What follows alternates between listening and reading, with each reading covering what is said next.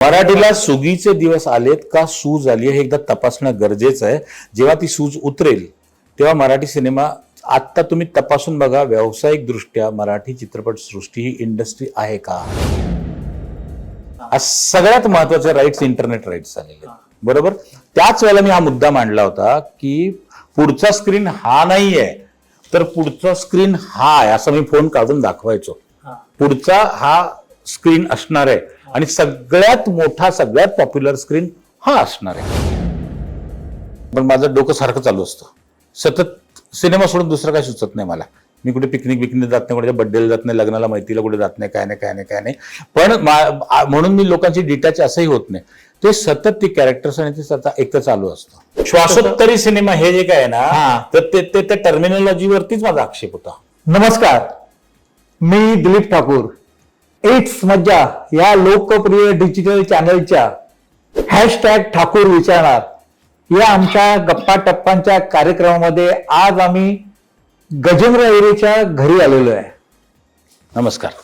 आता मी तुझी ओळख करून तुझं नुसतं गजेंद्र अहिरे असंच सांगितलं. मी असं दिग्दर्शक, गीतकार, कवी, पटकथा लेखक, कथा लेखक आणखीन वगैरे वगैरे वगैरे असं न सांगता फक्त गजेंद्र अहिरे असं सांगितलं, कारण मला पूर्ण विश्वास आहे की आपला जो मराठी सिनेमाचा रसिक प्रेक्षक आहे त्यांना गजेंद्र अहिरे म्हटल्यानंतर एक पूर्ण एक पॅकेज ज्याला म्हणतात चित्रपट निर्मितीमधलं किंवा चित्रपट माध्यमातलं ते डोळ्यासमोर आलं असणार.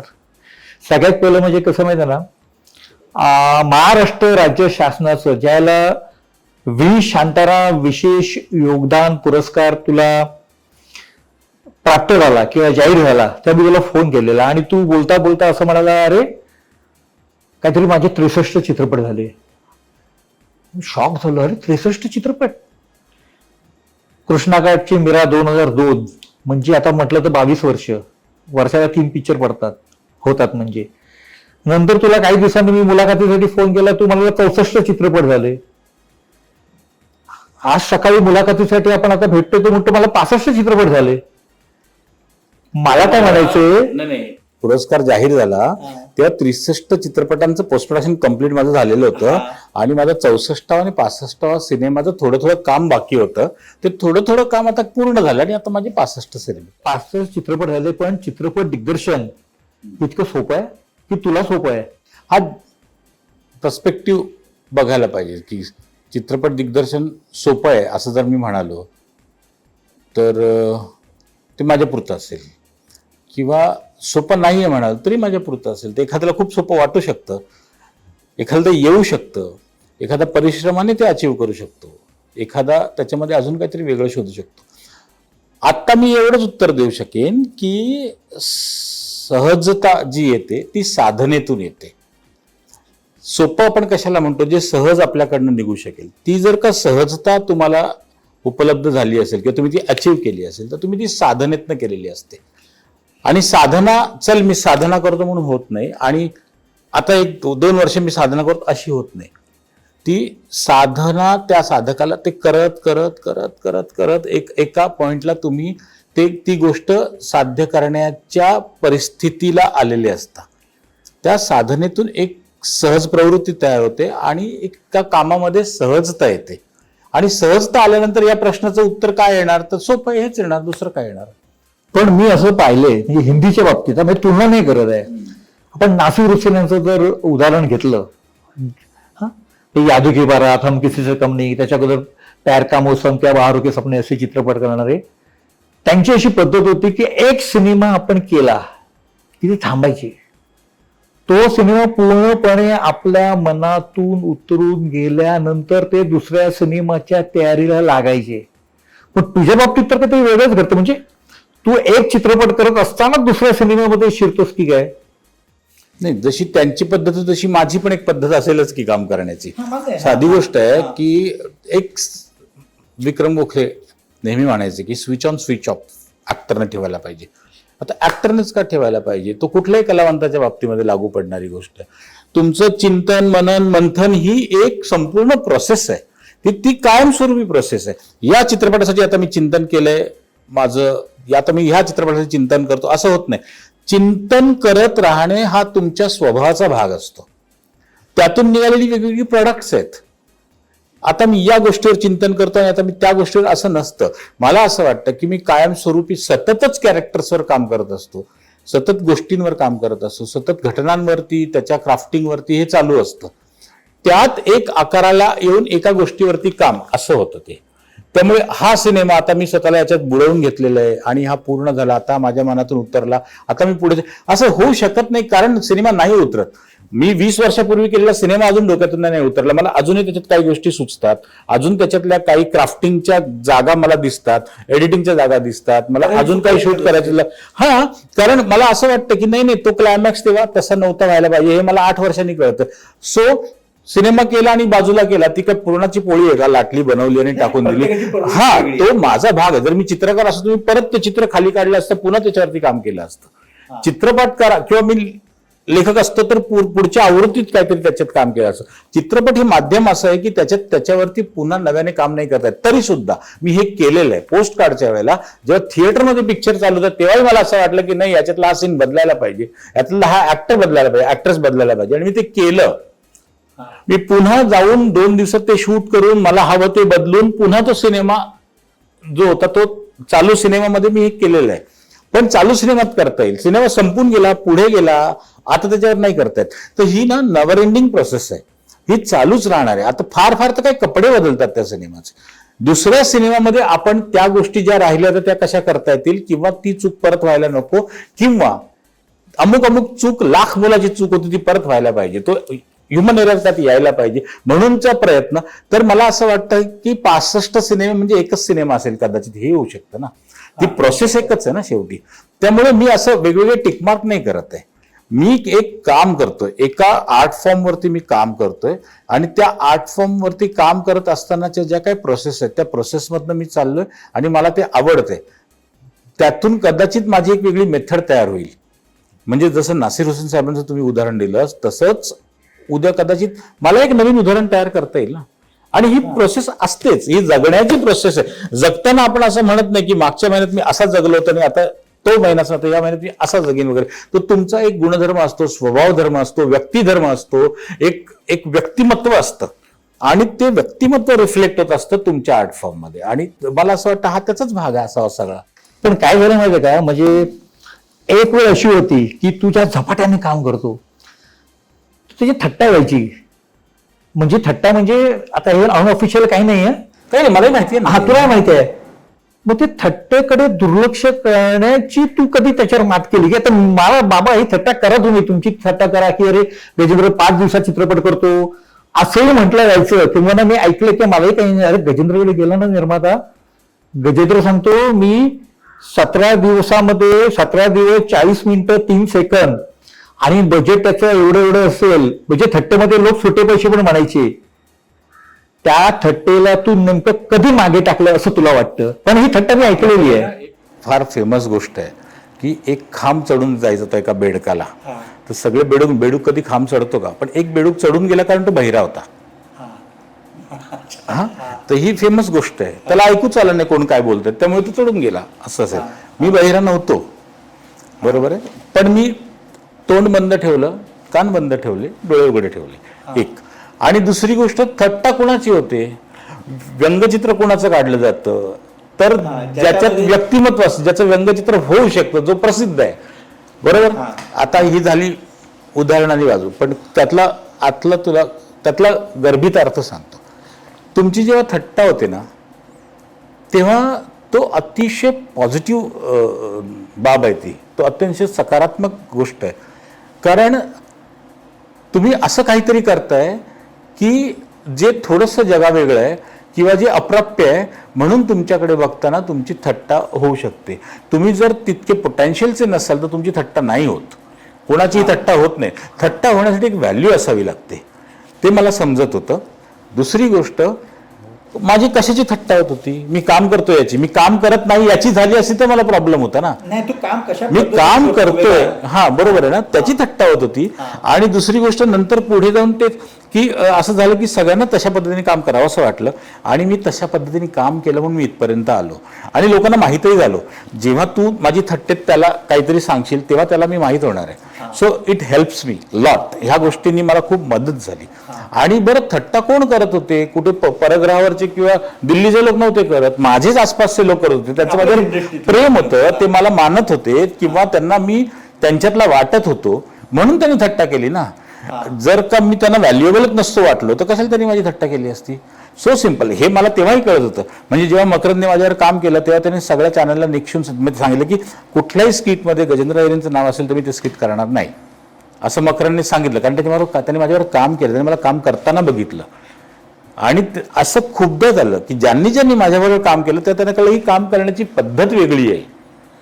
आणि बरं मला एक सांग, ज्या वेळेला मी जो विचार केला, तू मला विचारतोस मी कसा त्यातनं पुढे त्याच्यावर ओव्हरकम कसा झालो.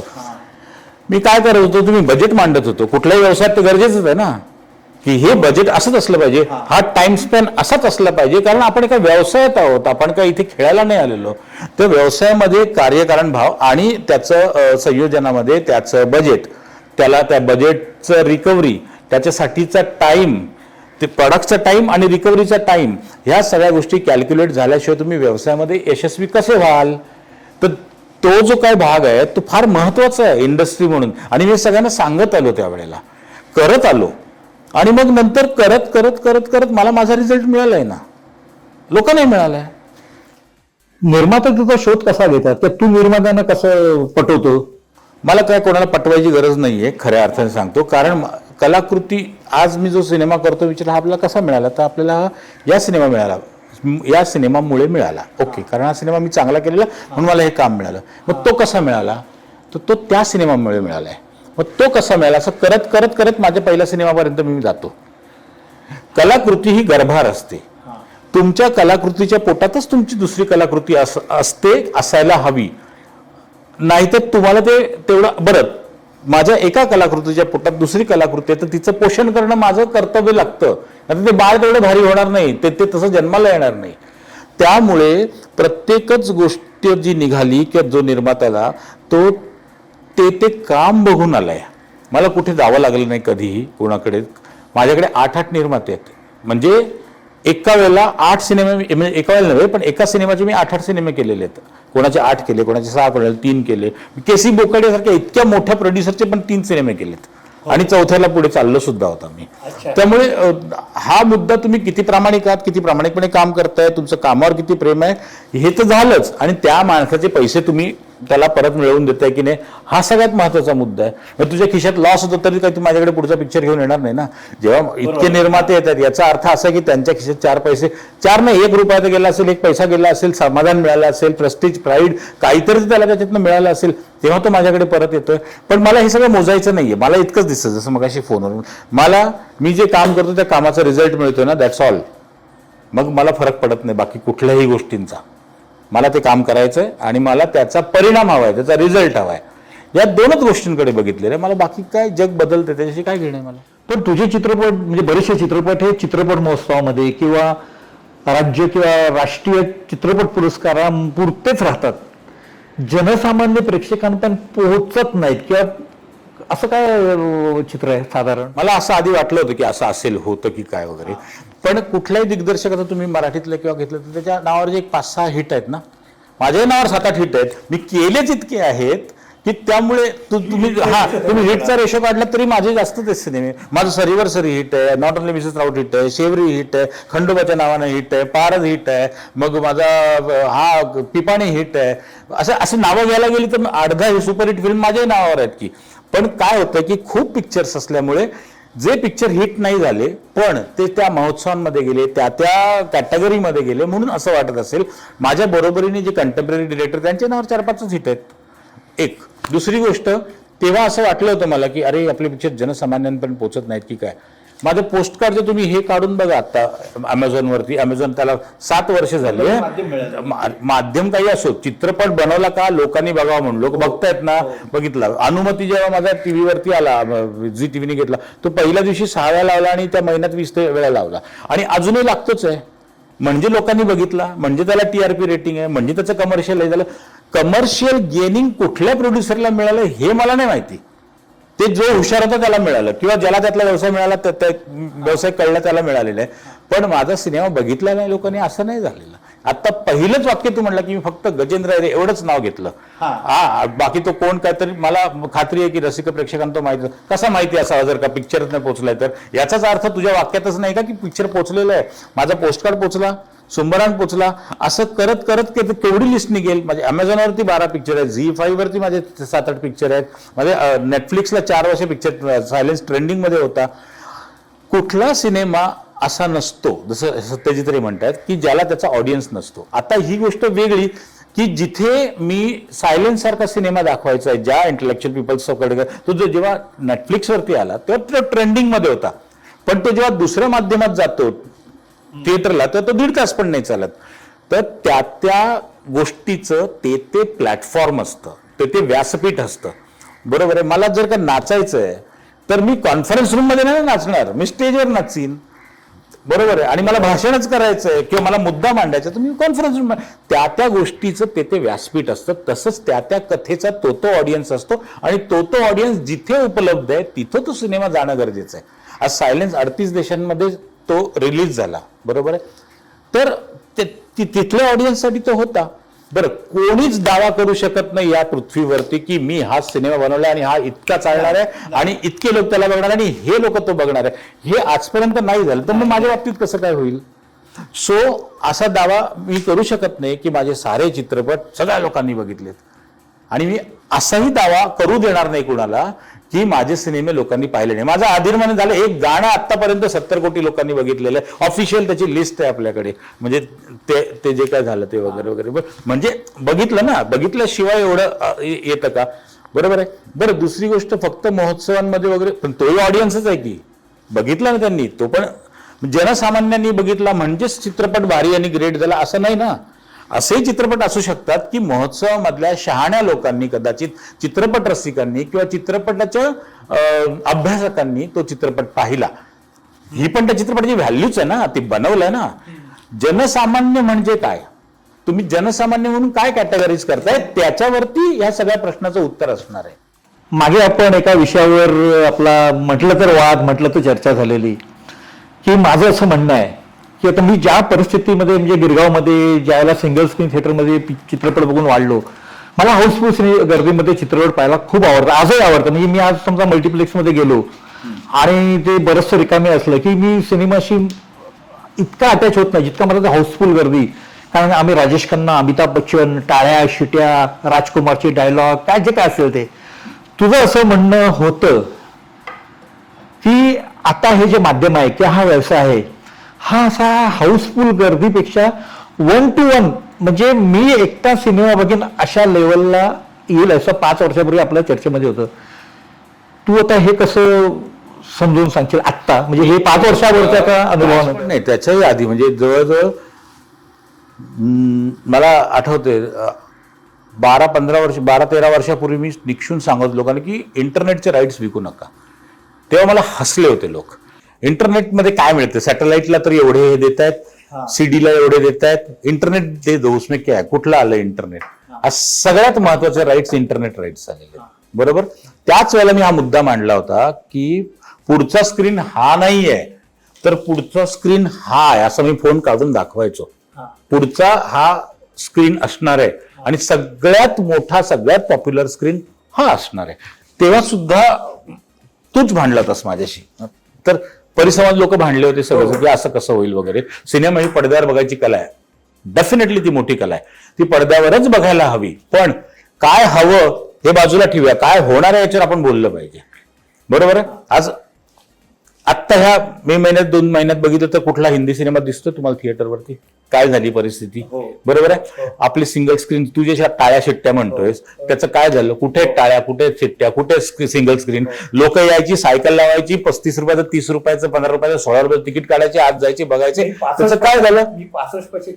बरोबर आहे. तो जो श्रमजीवींचा म्हणून जो काय एक करमणुकीचा भाग होता, हे एक श्रमजीवी आहे. म्हणजे एक कडिया काम करणारा माणूस आहे, एक बिस्किट विकणारा माणूस आहे, रिक्षा ओढणारा माणूस आहे. तो आला, त्याने ठेवलं, तो गेला, त्याने 2 तास त्याला मस्त विरंगुळा मिळाला, त्याने चिल्लर फेकली, तो खुश झाला आणि तो गेला.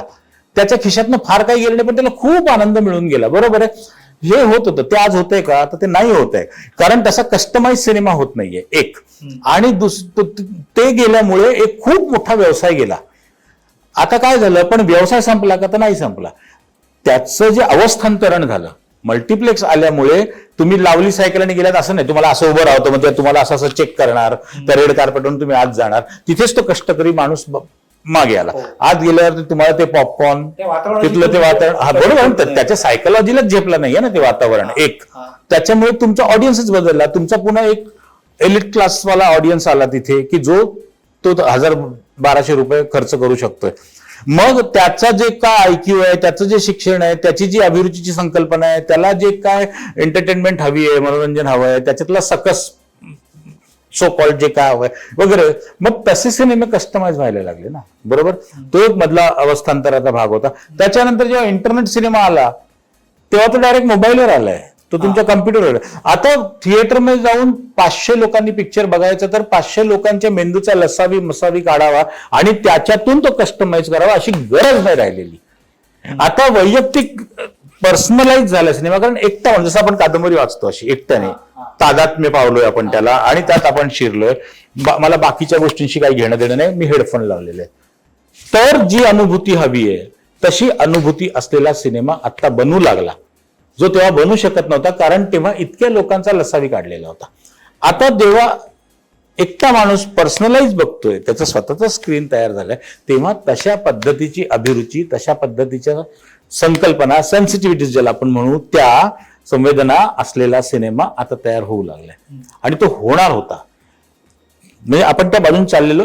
हे मी तेव्हा म्हणत होतो 10 वर्षापूर्वी, आपलं भांडण झालं. आज आपण ते बघतोय. आज स्क्रीन काय आहे, तर मी इथे एक पिक्चर बघतोय, इथे माझा मुलगा एक पिक्चर बघतोय, तिथे वृंदा एक पिक्चर बघते. आपापल्या स्क्रीनवरती आपला आपला सिनेमा, जसं आपण पुस्तक वाचतो तसं बघतायत.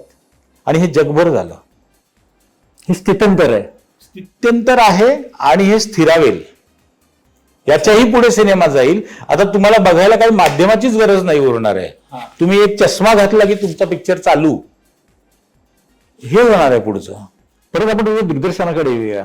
म्हणजे एकूण तुला चित्रपट दिसतो कसा अगोदर? म्हणजे म्हणजे मला तो इथं असं म्हणालेलं आहे की मी एका चित्रपटाच्या समजा लोकेशनला गेलो की जाता जाता मला त्याचं अजून काहीतरी दिसतं. मला असं वाटतं की नाही ना, हा पण एक विषय आहे. तर ही तुझी प्रोसेस आणि मग ती डेव्हलपमेंट एकतर माझ्या माहित नाही ते तो डिसऑर्डर आहे का काय माहिती, पण माझं डोकं सारखं चालू असतं. सतत सिनेमा सोडून दुसरं काही सुचत नाही मला. मी कुठे पिकनिक जात नाही, कुठे बड्डेला जात नाही, लग्नाला मैत्रीला कुठे जात नाही, काय नाही. पण म्हणून मी लोकांची डिटॅच असंही होत नाही. ते सतत ती कॅरेक्टर्स आणि ते सतत एकच चालू असतं. आणि त्याच्यामधनं ना अचानक इथे सिनेमा, आणि तो अख्खा तुकडाच मिळतो मला कुठल्या तरी घटनेमध्ये, किंवा काहीतरी पाहिलं, ऐकलं, एखादं गाणं ऐकलं किंवा काय, त्याच्यातून तुझा तुकडा मिळतो. तो अख्खा सिनेमाचा असतो. म्हणजे तुकडे मिळाले आणि जोडले असं नाही, ते अख्खच मिळतं. तो ब्लॉकच निघतो. हा, आता हे असं का होतं माहिती नाही. ती मेक आहे माझा तसा. That is my personality. त्याला प्रतिभा म्हण किंवा वेडेपणा म्हण किंवा काही म्हण किंवा देवाची देणगी म्हण, काही म्हण, पण ते ज्याला त्याला त्याचं म्हणून दिलेलं असतं निसर्गाने, ते मला ते दिलेलं आहे. मला तो अख्खा ब्लॉकच सापडतो. परंतु त्याचा अख्खा जोपर्यंत मला साऊंड सकट तो दिसत नाही, जोपर्यंत त्याचे इमोशन्स मला टच होत नाहीत, मला जोपर्यंत त्याचं साऊंड ऐकू येत नाही, मला जोपर्यंत त्याचे कॅरेक्टर्स खेळतायत आपल्याशी, हे होत नाही, भिडत नाही ते. आणि हे सगळं जिवंत आहे. हे जगात कुठेतरी चालू आहे, घडतंय.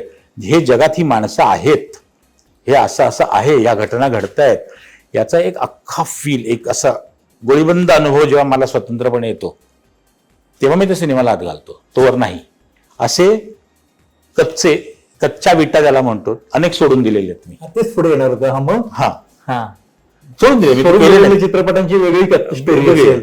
त्याच्यावर एक पुस्तक मी लिहिणार आहे की मला न झालेले सिनेमे आणि ते का नाही झाले, त्यात काय मिसिंग होतं, अशा त्या कथांचं म्हणून एक पुस्तक मी आता येत्या वर्षभरात करणार आहे.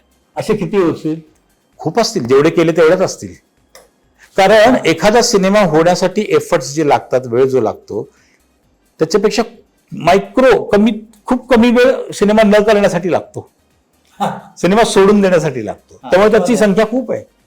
नाही, पण तुझं कसं माहिती ना की तुला पहिलं हे दिसतं सगळं, मग तुझं लेखन आलं, पहिलं लेखन तर महत्वाचं आहे ना, मग त्याच्यामध्ये तुझी गाणी आली, मग एक अख्खा गजेंद्र अहिरे त्याच्याशी सगळा एकदम स्वतःशीच खेळत असतो, भांडत असतो. तुम्हाला अख्खा ब्लॉकच मिळतो. नाही नाही नाही, पण हे सगळं जे आहे निर्मितीची प्रक्रिया सिनेमाची, की तुला सगळंच करायचं म्हणजे आता कॅमेरामध्ये तुझा वेगळा असणार, एडिटिंगच्या बाबतीत तू हे करणार, पण हे जे तू स्वतःशी तुझं भांडण असतं, खेळणं असतं, संघर्ष असतं, ही कसं आहे म्हणजे काय आहे आतल्या आत. म्हणजे मला इसके सिवा कुछ भी नाही. हा म्हणजे मला हा सिनेमा बनवायचा, पण आता मला असं वाटतं की नाही रे हे नको मला, आता मला असं पाहिजे. आपण मी असं करतो ना, मला हे नको तुम्ही सोडून देतो, हा, आणि मला जे हवंय त्याच्यासाठी माझे प्रयत्न परत सुरू होऊन जातात. पण कधी कधी असं पण होतं ना की तुझं ओव्हर एक्सपोज होतो, जास्त होतं शूट. असं कधीच नाही झालं. टुरिंग टॉकीज, टुरिंग टॉकीजची मेथडच ती होती की खूप गोळा करून, खूप जत्रा वित्रा गोळा करून त्याच्यातून एक सिनेमा कोरून काढायचा होता, जो बल्लूजींनी केला, आणि त्यांनी त्याला तो शेप दिला. पण तो सिनेमाच तसा होता की त्याचं स्क्रिप्ट करूच शकत नव्हतं तुम्ही, की कुठल्या जत्रेत काय चालू आहे, ह्या जत्रेत काय चालू आहे. हा, तो एक अनुभव होता, तो गोळा केला आणि रिव्हर्स हे केलंय, त्याचं काम केलेलं आहे. त्याची स्क्रिप्ट नाही लिहिलेली, पण त्या सिनेमाची मी स्क्रिप्ट लिहिलेली नाही, त्याची स्क्रिप्ट आता ऑस्कर लायब्ररीमध्ये आहे. ही गंमत आहे ना, ज्याची स्क्रिप्टच लिहिलेली नाहीये. 6 मुद्दे होते, 6 पानं होती माझ्याकडे फक्त, आणि मी तो सिनेमा बनवायला घेतला. तर एडिटमध्ये तो सिनेमाला एक शेप आला सगळा, त्याच्यावरून त्याचं स्क्रिप्ट लिहिलं गेलं, जे त्या ऑस्करच्या लायब्ररीमध्ये आहे. हा, मग हे तुझं चांगलं पॉझिटिव्ह पाऊल आहे, इकडे एक कौतुकाचं पाऊल आहे. अशी कामाची मेथड आहे, कौतुक काय त्याच्यामध्ये. नाही, पण आता ऑस्करला तुझी स्क्रिप्ट तिकडे जाणं म्हणजे, आणि हा अशा पद्धतीच्या सिनेमाची की तिने वेगळ्या पद्धतीने तू बनवला. पण मला याच्यात काही कौतुक नाही वाटत की ऑस्करच्या इथे आपलं आहे, मी काम करतो ते कुठे ना कुठे असणारच आहे ना. आपण का असं म्हणायचं की इथे गेलं म्हणजे भारी आणि इथे गेलं म्हणजे भारी नाहीये. आपल्याकडे ही मानसिकता आहे की मराठी सिनेमा ऑस्कर कधी पटकवणार. कशाला पटकवायचं, तुम्हाला चांगले सिनेमे करा आणि मजा घ्या त्याची, पटकवायला कशाला जात आहे. आपण ज्याला श्वास ज्या वेळेला आपली भारताची प्रवेशिका होती, प्रवेशिका म्हणजे नुसतं आपल्याकडनं पाठवला गेलेला सिनेमा, त्याच वेळेला तो आपल्या ह्या माध्यमात आला, कारण तो 2003चा सिनेमा आहे. 2000, आणि ज्या वेळेला केंद्र शासनाने किंवा हे असं जाहीर केलं, त्यावेळेला ती मराठी वृत्तपत्राची पहिल्या पानाची हेडलाईन होती की मराठी सिनेमा ऑस्करला गेला. आणि त्यामुळे ही जी सगळी बूम आलेली आहे, बूम आली म्हणजे निर्मिती वाढली, सगळं ते तुला पुढे माहिती आहे. आज आपण वर्षभरामध्ये 100-150 वगैरे चित्रपट बनतो, पण आपली जी प्रवेशिका होती आपण नामांकन नव्हतं मिळवलं. ह्याचं आपल्याला एवढं का कौतुक की प्रवेशिकेचं. आणि अजून मला त्याच्यात काहीच वाटत नाही, याचं कारण जे सिनेमे तिथे गेले, आपल्याकडे फार श्रेष्ठ दर्जाचे सिनेमे झालेले आहेत मागच्या काळामध्ये. जर बघितलं ना तर असं आपण मग त्या एकाच सिनेमाला धरून आपण त्याच फक्त कौतुक करत राहतो, मग लोक सोडतात. ती एक बोलायची एक पद्धत होऊन जाते. पण इक्वलंटली खूप चांगलं काम आपल्याकडे अनेकदा झालेलं आहे, आणि ते राहिले टिकलेत पिक्चर. आपल्याकडे साधी माणसासारखा सिनेमा आहे. आपण अगदी जर 60s मध्ये 70s मध्ये गेलो तर नंतरही झालेच की, हो. पण आपण काय म्हणतो, श्वास नंतरचा मराठी सिनेमा, आता हरिश्चंद्राची फॅक्टरी सुद्धा आपण ऑस्करचं आपण प्रवेशिका होती, पण श्वास नंतरचा सिनेमा म्हणजे काय, श्वास नंतर पण झालेले आहेत ना, श्वासच्या आधी झाले. श्वासोत्तरी सिनेमा हे जे काय ना, तर ते त्या टर्मिनॉलॉजीवरतीच माझा आक्षेप होता. हा, ह्याच्याशी मी सहमत आहे. का मी ज्याला गिरगावमध्ये आमच्याकडे मॅजेस्टिक थिएटर, आम्ही मराठी सिनेमा बघायचो, आम्ही अगदी भारावून जायचो अगदी. कारण ते श्वासच्या जस्ट आधी वास्तुपुरुष आला होता, पिक्चर बघ काय तो. हो, खूप पिक्चर झाले. हो, खूप पिक्चर आलेलं आहे, पण त्याला असं एक्सपोजर नाही मिळाला. आता ते त्या मार्केटिंगचा भाग असतो, एक्सपोजर मिळणं न मिळणं त्या सिनेमाच्या मार्केटिंगचा. आणि सिनेमा इज डेस्टनी, ती आहेच ना परत शेवटी. परंतु आता ग्लोबल विचार करायला लागला शिकवणच, असं मला वाटतं की सिनेमा म्हणजे आपण फक्त मराठी सिनेमा किंवा तू चंदा असा एक येतो हिंदी वगैरे केला, तर मला असं वाटतं ना, हिंदी मी आता बऱ्यापैकी काम केलेलं आहे. माझे 4 हिंदी सिनेमे झालेले आहेत. मी हा. सायबेरियाला जाऊन रशियन फिल्म केलेली आहे, मी स्वीडनला जाऊन स्वीडिश फिल्म केलेली आहे. त्यामुळे तसं काम बरंच आहे केलेलं त्या ठिकाणचं. त्यामुळे मला असं वाटतं की आपण भाषेत नाही अडकायला पाहिजे. सिनेमाला स्वतःची भाषा असते, त्यातली पात्र ज्या भाषेत बोलतायत त्या भाषेचा सिनेमा म्हणायची पद्धत असेल, पण सिनेमाची म्हणून स्वतःची एक सिनेमॅटिक लँग्वेज आहे, माध्यमाची भाषा आहे. बरोबर आहे. हा, मी आता तो एकदम असं ग्लोबल झेप घेतलेली आहेस. काम करतो रे, झेप कसली घेतोय? आपल्या मराठीची पद्धत आहे ना बोलण्याची अशी. मी माझं काम करतोय. हा, म्हणजे एक काम झालं की मग एका कामातून दुसरं काम, दुसऱ्या कामातून तिसरं काम, तीच पद्धत आहे. आणि त्याच्यातून गजेंद्र वगैरे डेव्हलप होत आलेलं आहे. बरोबर नाही माझं निरीक्षण आहे? म्हणजे कारण मी जो तुला पाहतो एवढी वर्ष, तू खूप व्हरायटी दिलेली आहे. म्हणजे अनुमती वेगळ्या आहे, शासन वेगळं आहे, ते शासनावर येतो मी. ही जी सगळी व्हरायटी आहे विषयाची, ही विषयाची व्हरायटी कशी तू मेंटेन करतोयस? मेंटेन नाही करत आहे मी काहीच, किंवा मी आता जरा वेगळा विचार करतो, आता हा झाला आता जरा असा करतो, असं काही नसतं. प्रेम कथा झाली तर आता मी नाही, तसलं काही नसतं. फक्त स्वतःला रिपीट करू नये, आपल्याच गोष्टी, सांगितलेली गोष्ट परत सांगू नये. आणि तो माझ्यासाठी नवीन अनुभव असला पाहिजे. जो मी परत एक सिनेमा करायला गेलोय तो माझ्या टीमसाठी नवीन अनुभव असला पाहिजे, माझ्या प्रेक्षकांसाठी नवीन अनुभव असला पाहिजे. याची एक साधारणपणे म्हणजे याची काळजी घेतलेली असते. पण इट इज नॉट दॅट की आता मी जरा इकडे करले, आता मी जरा हे करून बघतो, आता मी जरा हे करून बघतो, असं काही नाही. पण तो शासन सिनेमा केला, राजकीय सिनेमा. सध्या निवडणुकीचे वारे आहेतच, पहिले 3 टप्पे पार पडलेले आहेत. तो तुझा सिनेमा आणि तुला त्या सिनेमाच्या निमित्ताने झालेलं राजकीय आकलन, याच्याविषयी काय सांगशील? मला मी त्यावेळेला इमॅच्युअर होतो बऱ्यापैकी, तेवढा प्रगल्भता माझ्यात नव्हतीच राजकीय भाष्य करण्याची. आणि आता या असा काही दावा नाहीये, पण थोडासा सुधारणा आता आहे. आता जर मी असं एखादा पॉलिटिकल सिनेमा प्लॅन केला तर कदाचित जास्त चॅलेंजिंग वातावरण आहे आणि चॅलेंजिंग मटेरियल पण आहे, तर प्रिसाईज बोलता येईल त्याच्यावरती, जे तेव्हा मला नाही करता आलं. मला ते माझं प्रकरण फसलंय. प्रकरण फसलं ते, बरोबर आहे. पण आता तू त्या दिशेने विचार करू शकतो असं आज आहे राजकारणामध्ये, महाराष्ट्राच्या राजकारणामध्ये तर आहेच आहे. मला असं वाटतं त्याच्याही पेक्षा खूप महत्वाचे आणि चांगले विषय प्रेक्षक म्हणून, कारण राजकारण लोक रोज अनुभवत आहेत, रोज वाचतायत, फेसबुक उघडलं की तेच आहे.